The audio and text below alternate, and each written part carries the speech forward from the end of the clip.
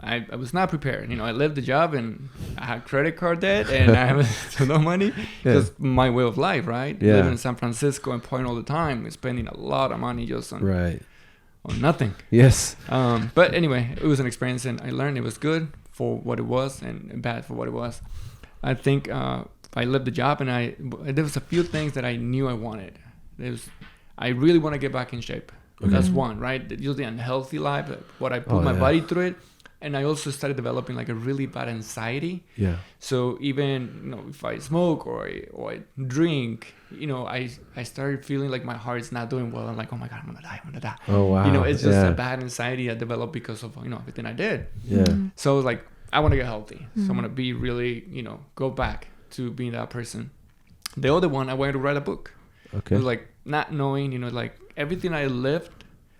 Is so much. It's not a very typical immigrant story in many ways that I get to say it. I get to put it out there because I don't want other people to, go through the same. Right. I feel like it was very liberating just to open up and be myself.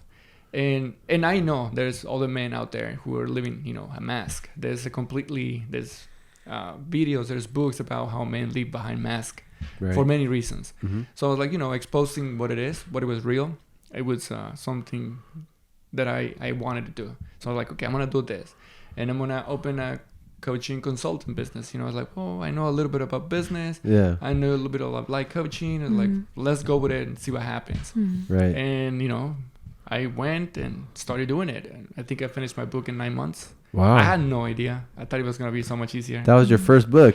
The first 3 months, I did 90% in the first 3 months. And it took me 6 months to do the last 10. Oh, that's usually the case, I think. It was just like, oh, wow, this is a lot harder than I thought. But it was good. It was therapeutic. Because writing all my different stories that I lived, it was very therapeutic to move on with myself. Yeah.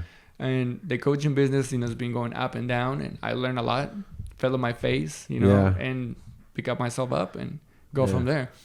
Going back a little bit to the failure that you were talking about.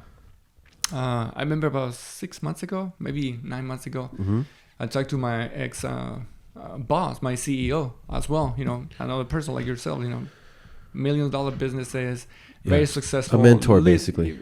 So I called him. It's like, for as long as you're open to talk to me, I always had it then, and I never asked him questions about finances, about nothing. Yeah. He was always there. So I thought, it's my fault. So I called him and, talked to him a little bit. He's like, how did you become so successful? I need to know. Yeah. Because that's what I want. And he's like, well, sir, everybody looks at my successes, but I bankrupt like a ton of companies. Yeah. He's like, nobody looks at that. And it's like, he's kind of going, have to figure it out.